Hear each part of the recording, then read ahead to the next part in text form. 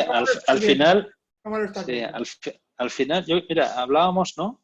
Hablábamos hace unas semanas de que esto no era una situación aislada o excepcional, que, oye, lo íbamos a recordar como que nos hemos pasado un mes confinados y luego ya volvemos todos a la normalidad, ¿no? Yo creo que las cosas van a cambiar en muchos sentidos. Lo primero, cada vez lo que estoy viendo es más la certidumbre de que vamos a estar los próximos 9, 12 meses conviviendo, ¿no? Con un elemento que no sabemos, que no tenemos bajo control, ¿no?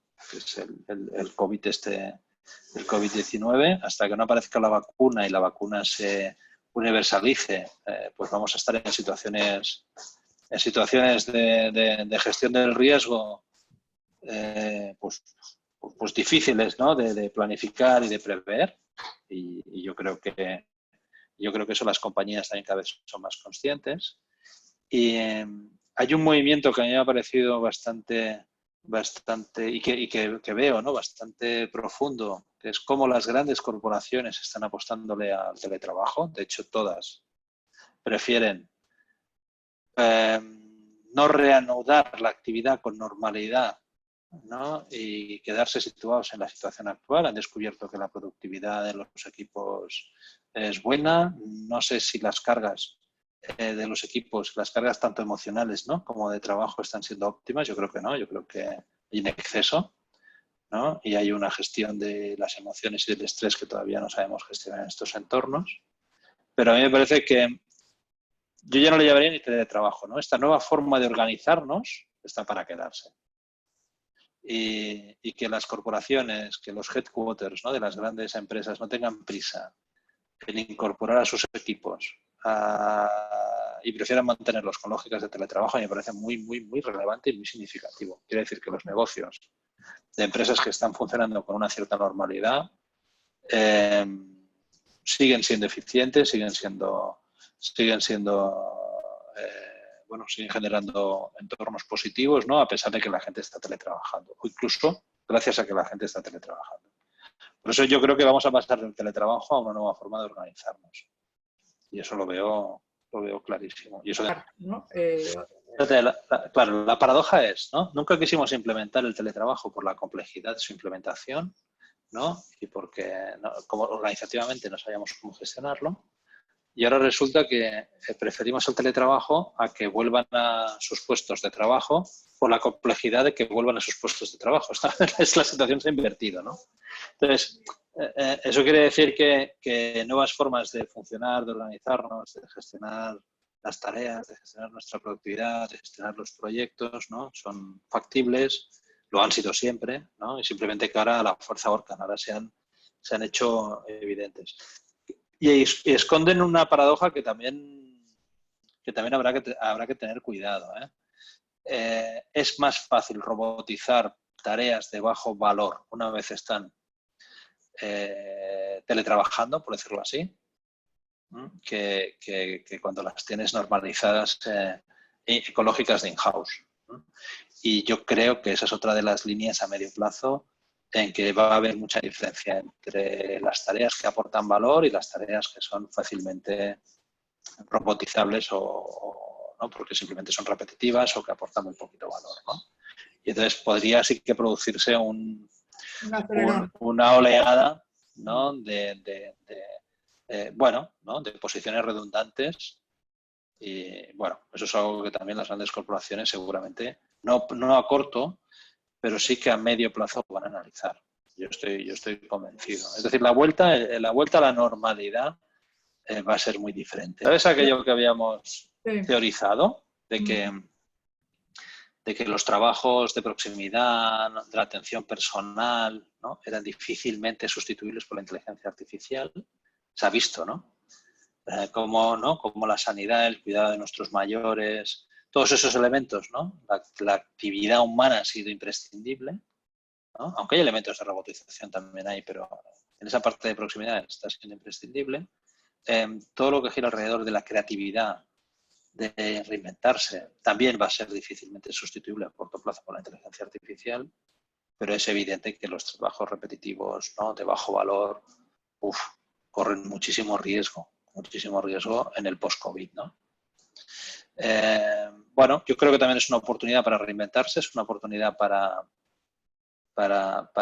los profesionales de adquirir capacidades y skills nuevos que no pasan solo por un uso inteligente de estos entornos tecnológicos, sino por esas habilidades más soft, ¿no? Más de aportación de valor, de creatividad, de inventiva, de imaginarse escenarios diferentes, que de momento ahí somos superiores a la inteligencia artificial. Lo repetitivo lo tenemos más crudo, lo tenemos más complicado. Para la reinvención. Ya sabes que soy una practicante convencida. Y a eso también hay que dar referencias, ¿no? Yo creo que hay que dar referencias a las personas, a ver cómo generamos el talento que va a ser más atractivo para las empresas en este momento, al tiempo que hay una mayor, bueno, automatización. Yo creo que sí que se va a producir. Es verdad que dicen, oye, no, vamos a ralentizar la automatización porque así mantenemos el empleo, ¿no? Bueno, está muy bien, pero yo creo que hay que proteger, que eso es así, a las personas y no a los puestos de trabajo.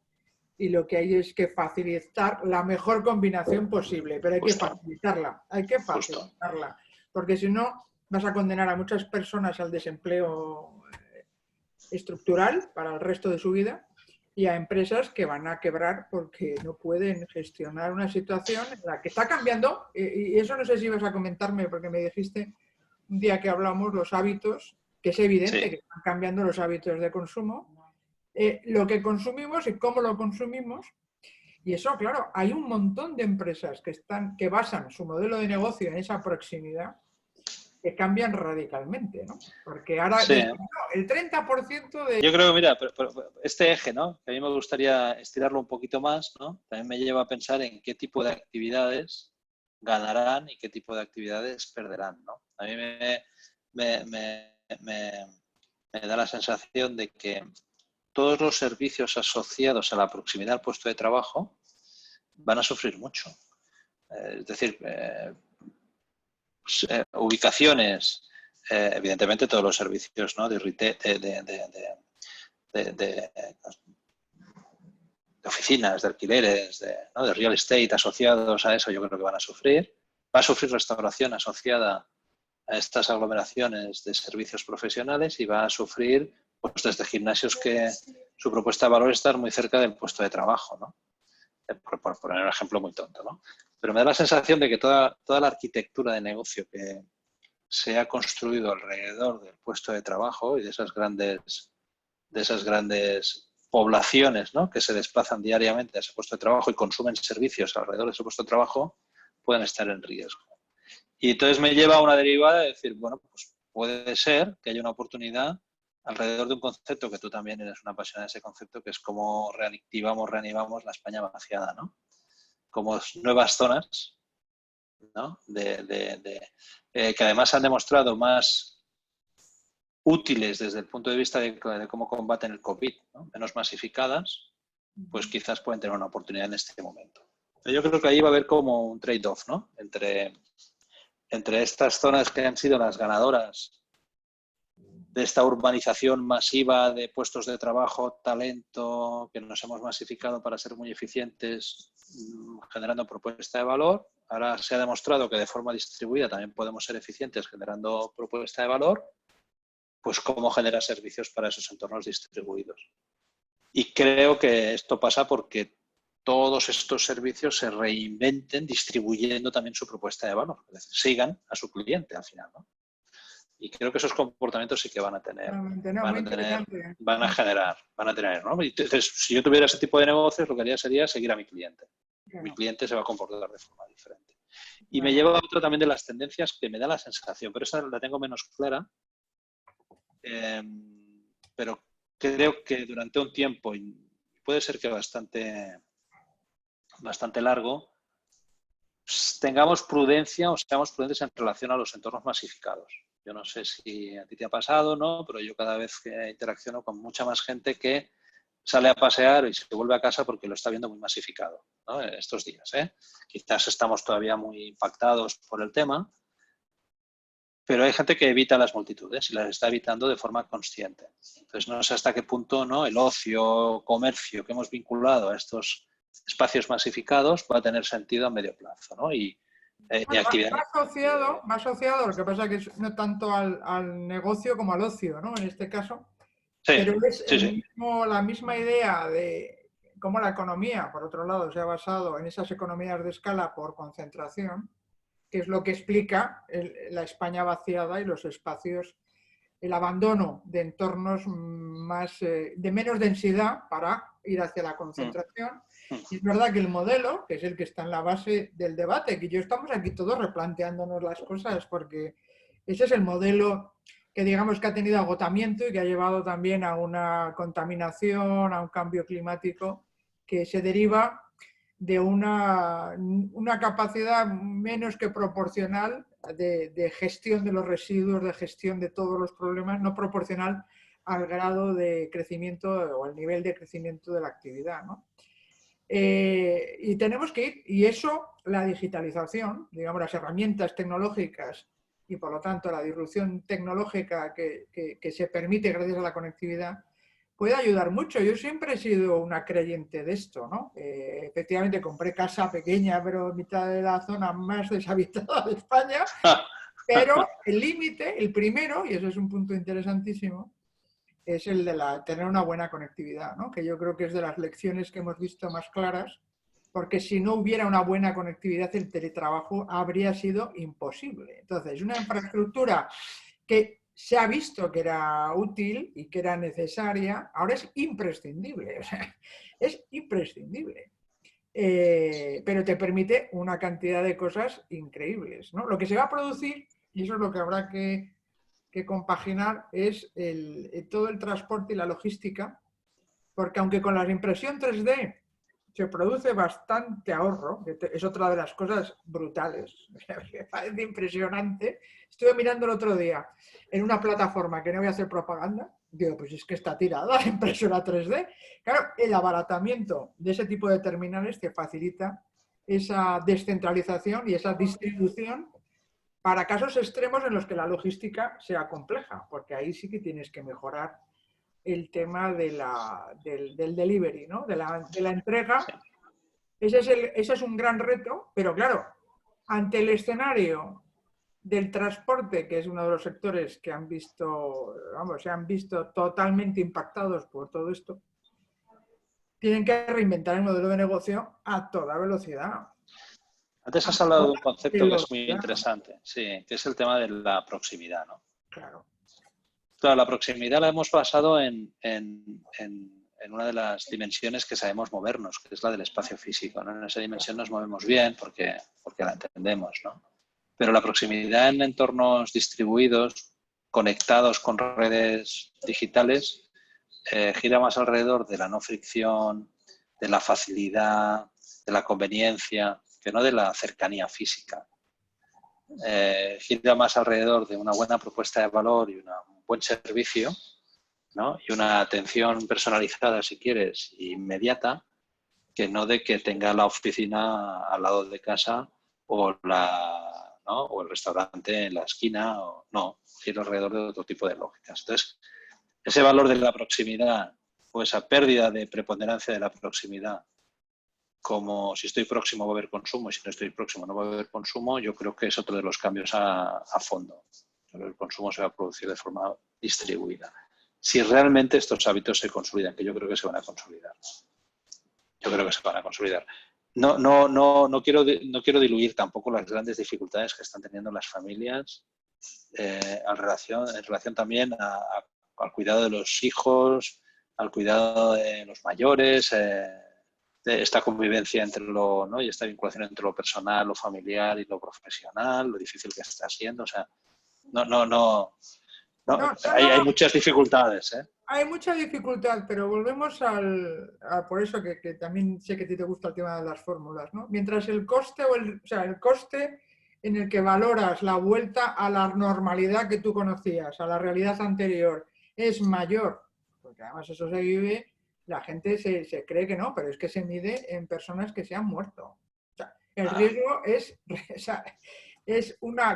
con un porcentaje, pero es cierto. Pero mientras eso sea mayor que las inconveniencias del día a día, pues lo que sí que vas a tener es que adaptarte, porque en todo caso es inviable una vida encapsulada sin hacer nada. Con lo cual, creo que se va a fomentar esa creatividad y esa innovación que efectivamente plantea dos retos. Yo te diría que el de la soledad, el teletrabajo también ha servido, o sea, no el teletrabajo, sino la conectividad, todas las herramientas de comunicación en remoto, que ha sido espectacular para personas muy mayores.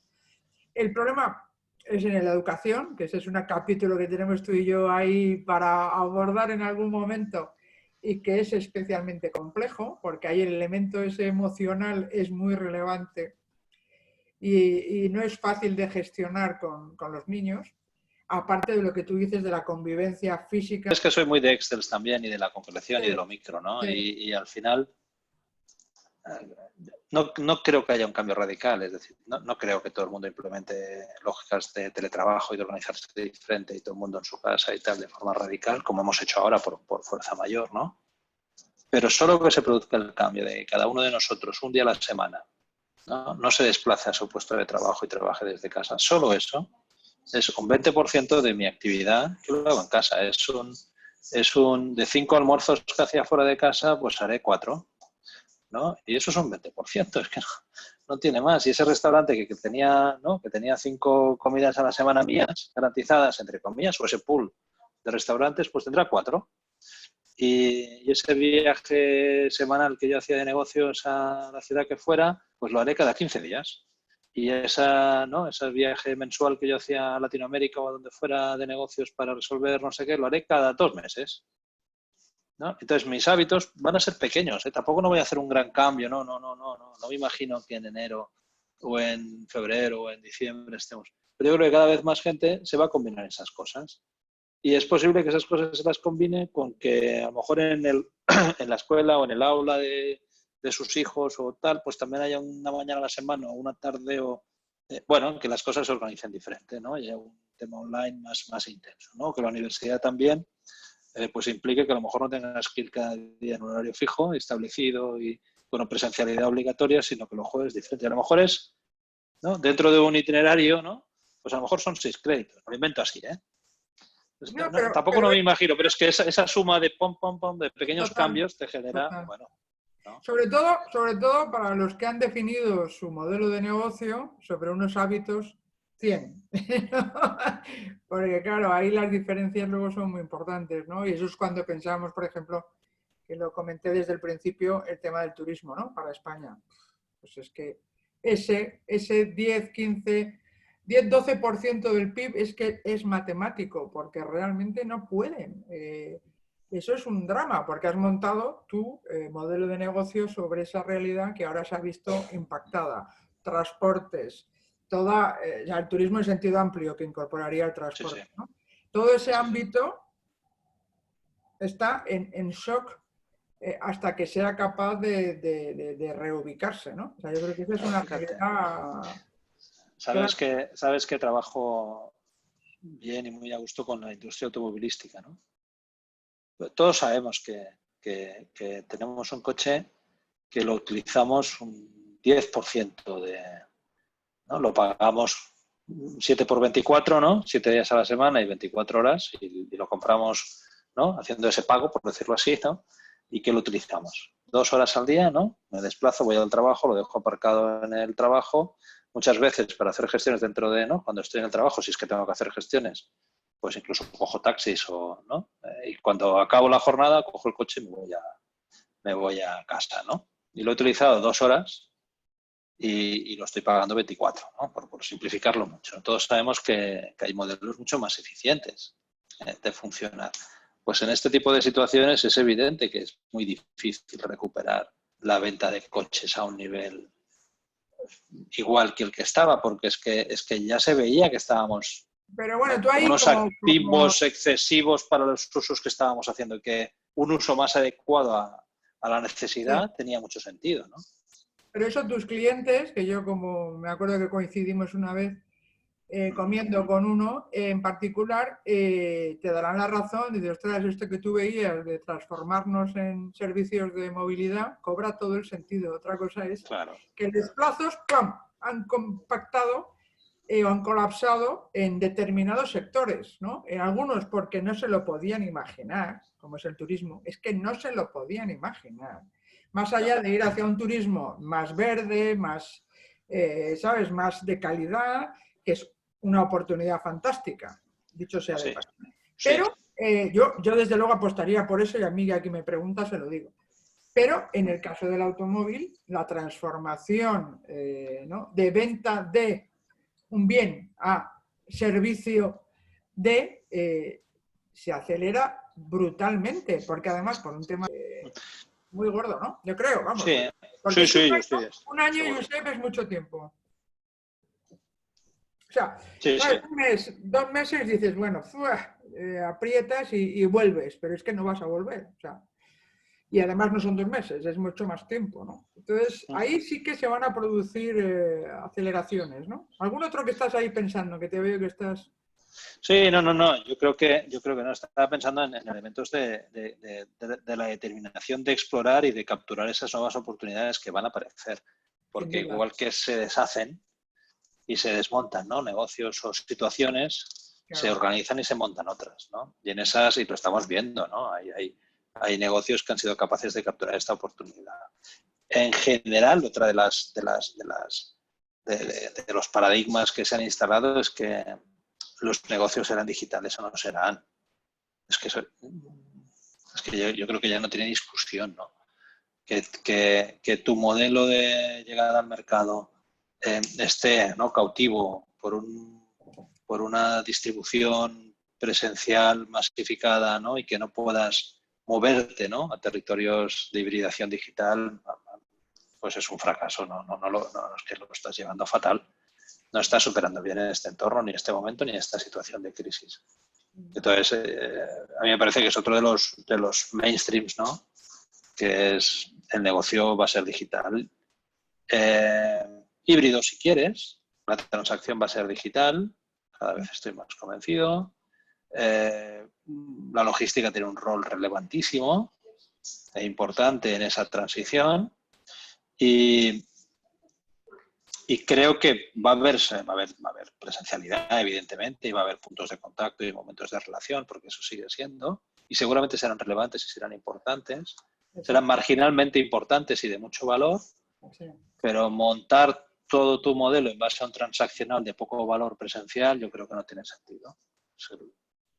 Ese es el... Ahora, la experiencia, el dar con la clave de por qué esa persona quiere venir a verte en un momento dado para hacer una acción concreta, ¿no? Pues eso va a tener valor, va a seguir teniendo valor. Porque esa experiencia va a seguir teniendo valor. Pero tú tienes que acompañarlo todo de un modelo transaccional mucho más digitalizado, mucho más fácil, mucho más fluido. Por supuesto, porque es que además ese contacto es muy caro, ¿sabes? Se ha encarecido Sí, el contacto y eso te hace ser claramente más selectivo. Porque es que ahora lo valoras. O sea, el experimento este del confinamiento es que, claro, como no lo tienes, tiene el máximo valor. Entonces, claro. eso sí que invierte claramente. Hemos minusvalorado demasiado nuestro tiempo, ese es un punto, y el otro, el de el presentismo, ¿no? Físicamente estar en los sitios. Y eso yo creo que es una gran transformación que está en el núcleo de lo que estamos comentando, ¿no? Y como tú bien decías, me parece un elemento importante que es digital y que desde un punto de vista de empresa tienes que ver, ponerte en los pies de tu cliente, como no puede ser de otra manera, en los zapatos, ir con él si se va a algún sitio, estar cercano, pero sobre todo estar en esa visión que vosotros siempre habéis tenido de la persona, ¿no? ¿Qué es lo que está pensando? ¿Cómo está transformando su manera de relacionarse, de organizarse, de pensar? ¿Qué miedos?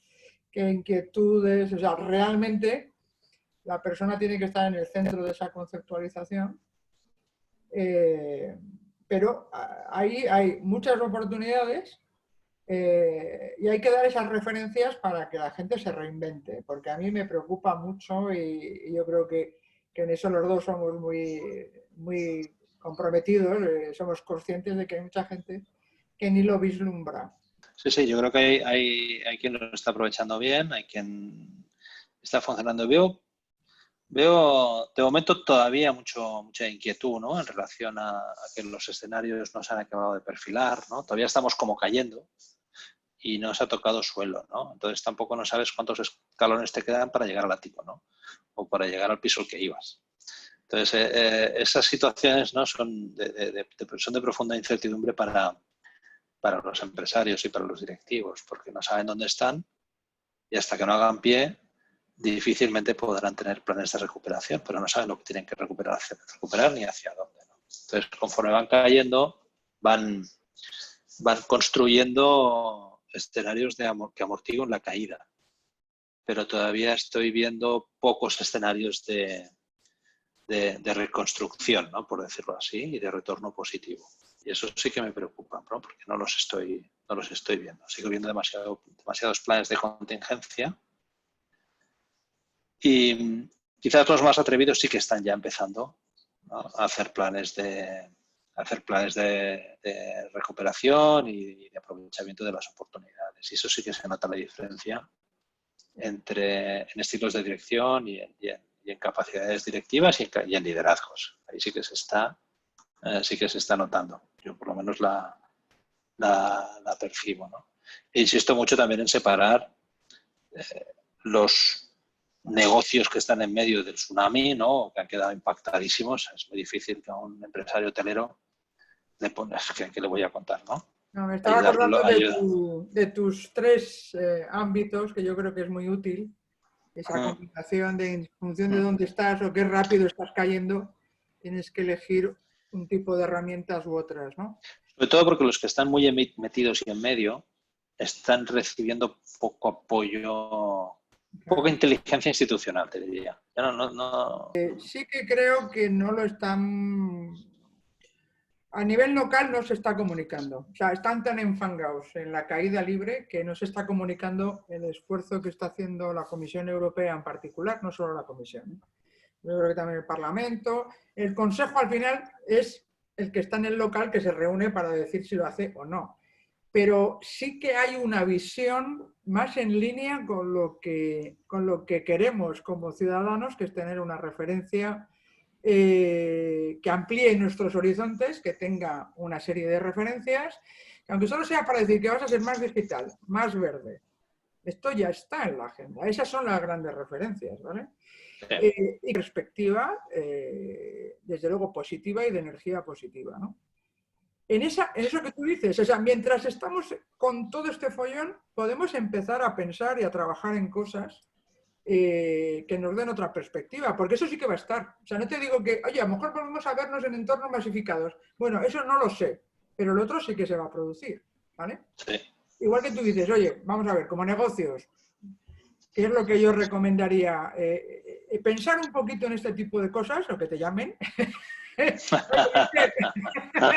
Nos conectamos y nos tomamos un café, cada uno en su casa, y pensamos en cómo impacta estos nuevos pequeños cambios en los hábitos en mi modelo de negocio, ¿no? Para poder empezar a pensar esos pequeños cambios que yo puedo introducir en el día a día de mi empresa o en una revisión total del modelo de negocio, como puede ser el caso del turismo. Es que dices, ostras, pues que a lo mejor me lo tengo que plantear totalmente distinto, ¿no? Pero hay otros que dices, oye, puedo empezar a hacer cambios. El primero es, que ya lo has dicho, el que no tenga una estrategia de transformación digital ya está tardando. Porque evidentemente, sí o sí, tienes que tener un negocio digital con distinto grado de hibridación. Sí, sí. Pero sí, el tuyo. El tuyo, el que te encaje por todas circunstancias, pero ya no va a ser físico, analógico, no, eso se acabó. Salvo que quiera ser una actividad marginal, igual que esos trabajos lamentablemente serán necesarios, pero marginales. Marginales. Hay que saberlo, porque hasta esos que se dedican a la logística, ¿no? Todas las empresas que hay de los riders, etcétera, si meten un poquito más de digitalización y mejoran, pues a lo mejor se pueden mejorar las condiciones laborales también de la gente que trabaja en eso, que es mi deseo, porque si son necesarios tenemos que ver de qué manera son son mejores. Pero el resto, la inmensa mayoría, tiene que aspirar a tener ese otro modelo de negocio. Entonces, eso a mí me parece que sí o sí es un imperativo para cualquier negocio, hasta para los pequeños. Yo creo que hay herramientas para plantear cosas muy básicas, muy básicas. Me está llamando gente con propuestas de plataformas para pequeños negocios que se organicen. Hay un montón de posibilidades que antes eran, oye, hacemos la asociación, se juntan los del barrio. No, ahora hay tecnología que ayuda y facilita la vida de pequeños negocios. O sea, y hay prácticas, es decir, se está haciendo. No es que haya una teoría, es que se está haciendo. Es que hay productores locales que están vendiendo sus productos, ¿no? Utilizando una pequeña web, un canal de WhatsApp pequeñito, se está haciendo, ¿no? Y están acabando los stocks en 24 horas. No son casos, y no estamos hablando del caso de la gran corporación, ni el que ha hecho una gran inversión tecnológica, no. Estamos hablando de micropymes, de explotaciones familiares, de pequeñas librerías que han conseguido, ¿no? Pues obtener unos ingresos del 30 o el 40% de lo que venían teniendo, pero no es cero. Es que no es cero, con lo cual han conseguido... ¿Que con eso van a sobrevivir? No, con eso no van a sobrevivir. Pero a lo mejor sí que aprenden también a tener canales de fidelización de sus públicos, de generar propuesta de valor adicional cuando todo vuelva a recuperar un cierto, ¿no? una cierta normalidad, ¿no? Es por eso yo creo que esos caminos no va a haber marcha atrás. No va a haber marcha atrás. El que ha aprendido a gestionar online, el que ha aprendido a implantar algunos modelos de e-commerce, que está gestionando sus clientes online, que los está fidelizando, que le están comprando libros y que además los está jugando con proximidad y los está distribuyendo, ¿no? Pues yo creo que ese negocio, aunque sea muy local y muy pequeñito, ese negocio le espera un futuro bueno, porque ha conseguido conectar emocionalmente con su cliente, darle servicio cuando el cliente lo necesitaba y estar a punto cuando era preciso. Y ese negocio, en cuanto las cosas se recuperen o vuelvan a una cierta normalidad, insisto, eso no lo va a arrinconar, lo va a potenciar. Claro. Lo va a potenciar seguro. Y va a utilizar el espacio físico quizás para otras cosas. Claro. De más valor añadido. Claro, pero la lógica efectivamente es que tienes que tener, además, la flexibilidad de modular esa hibridación, porque está claro que estamos viviendo ya otra etapa, ¿no? Yo creo que es otra etapa diferente. Sobre todo, por lo que decíamos antes, ¿no? Que un escenario de un año no es algo transitorio temporal. Es muchísimo tiempo.